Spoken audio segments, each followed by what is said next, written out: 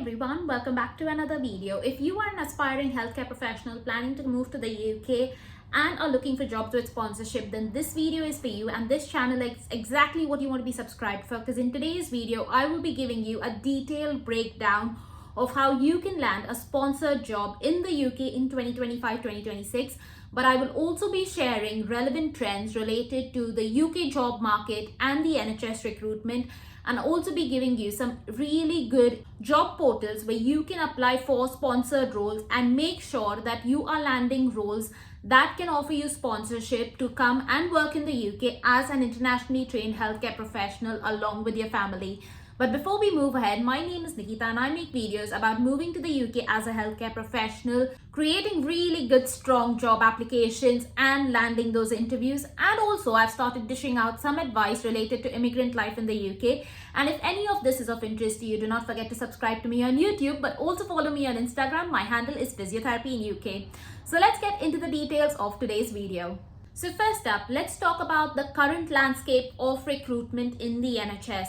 Now, as most of y'all are aware, the NHS had faced massive shortages of healthcare staff during the COVID period and in the recovery that it followed. That being said, that staff shortage was also seen within the private sector, where they were looking for healthcare professionals to fill vacancies. And right now, not only the NHS but also the private sector is still looking for internationally trained healthcare professionals to fill these critically short vacancy roles. However, this does not mean that there is no challenge. The challenge that has come up is that there is limited funding in the NHS for these roles, but also that there has been nearly double to triple the number of applications within HCPC, which is the Healthcare Professionals Council, which is your license to practice in the UK as a allied healthcare professional. What that means for you is just that the competition has now got tougher and it is no longer easy for you to land roles in sponsored jobs in the NHS or in the private sector in 2025. Now, while this means that the competition has definitely got tighter, you do not need to be disheartened, because what this goes on to say is that companies and the NHS are looking for people who fit the roles exactly and who they can count on to complete all of the job description. The fundamental need for doctors, nurses and allied healthcare professionals still remains, and the NHS is actually looking for people who can demonstrate a good fit and show good value when they are sponsored into these jobs. The private sector itself is also expanding, and there are several private healthcare companies that are looking for allied healthcare professionals within these roles. So do not be deterred by the headlines. Please look at what kind of jobs you can be applying for to get sponsorship and where you can get those, and make smart decisions. And let's get into the next part of this video. Okay, so here is your roadmap to success. The first thing that you 100% need is your license to practice. Now, for most of us, this is our HCPC registration. The HCPC governs 15 different healthcare professionals. You can find out if you're on them. I'll leave the link for that in the description below.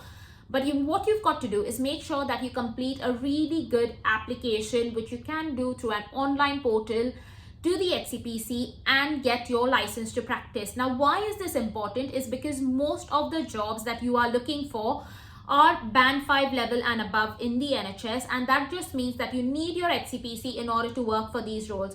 A lot of people are out there, especially fake agencies, that say that you can get jobs in the UK as a physiotherapist, as an occupational therapist, etc. even if you do not have your HCPC registration. That is completely false. You need your HCPC registration to get a role that is band 5 level or above. If you need help with your HCPC registration, feel free to check these videos or book a session with me where we can go through the exact details that you need in your HCPC application to get your registration to practice. The second thing you want to do is research and target specific roles.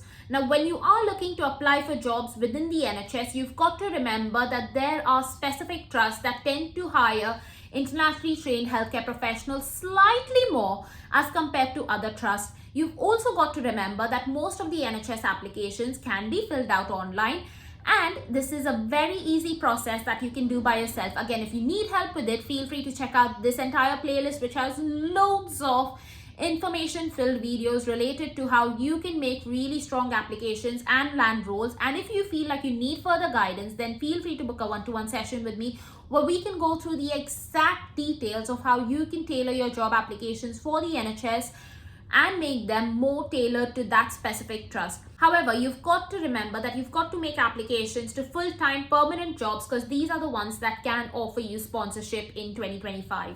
The next thing you might need to do is prepare your CV. Now again, this is a primary point, especially if you are looking to apply for sponsored roles within the private sector.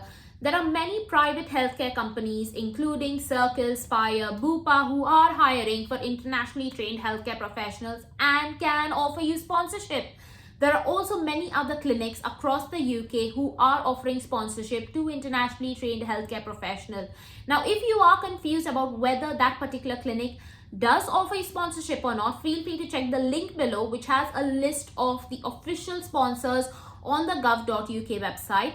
But say, for example, you are interested in a role that you find and you want to apply for it, then what you need is a really good tailored CV.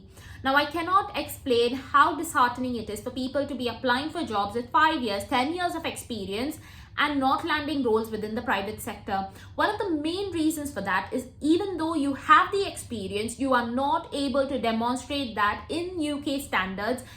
And all of that experience is almost going away, being blindsided by UK employers. If you are interested in finding out how you can tailor your CV based on UK standards and make sure your CV stands out as compared to your competitors, then feel free to check out my CV template, and I'll leave the link for that in the description below, because it not only gives you an understanding of how you can update your CV, it also gives you real life examples and actionable tips that you can use on your CV to make it stand out. So once you've made sure that your CV for private jobs or your applications for the NHS are foolproof, you will then go ahead and submit it and will start landing interviews. Now, as a part of the interview process, one of my key tips over here for you is remember to make sure that your interviews are answered in a very clear star-based approach, where S stands for situation, T stands for ask, A stands for analysis, and R stands for result. Now, the best way to answer these interviews are the star-based approach, because they give you a wholesome answer where you not only highlight how you tackled the situation, but also what were the results of those situations. Now, again, the other things you've got to remember in the interview is that the UK interviews are not similar to any interviews we've had back in India, Pakistan, Bangladesh, Dubai, or any other place. Most of the interviews here are obviously focused on their clinical skills, but you also have an element of non-clinical skills that can be asked in the interview. And when they judge you or go on to shortlist you, you are being selected based on your answers both within the clinical and the non-clinical section. So make sure that you have got a very clear understanding of how to answer or tackle these interviews.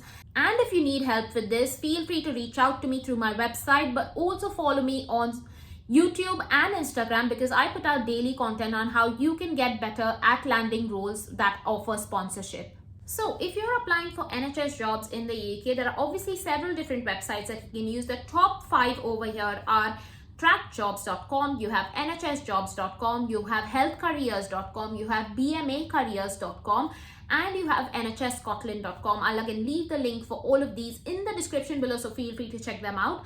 The other place that you can look for private jobs, and private jobs are the ones that you need your CV for, include Indeed Jobs, read.co.uk, Glassdoor, etc. So again, these are places where you can find various jobs that offer sponsorship. However, a word of caution over here for you guys is remember that before applying to any job, you make sure that you contact the HR of that particular organization and check about whether they are offering sponsorship for that specific role. Because what you don't want to happen is you've made a really good CV and you've applied for that job, but they do not offer you sponsorship and you've wasted a lot of time. And that's it from today's video, guys. If you are interested in knowing how to buy your first home and how to save money in the UK to build your first £10,000, then feel free to check out these videos. But if not, and if you have any other questions, feel free to drop them in the comment section below and I will try to get back to them. And that's it for today's video, guys. See you in the next one.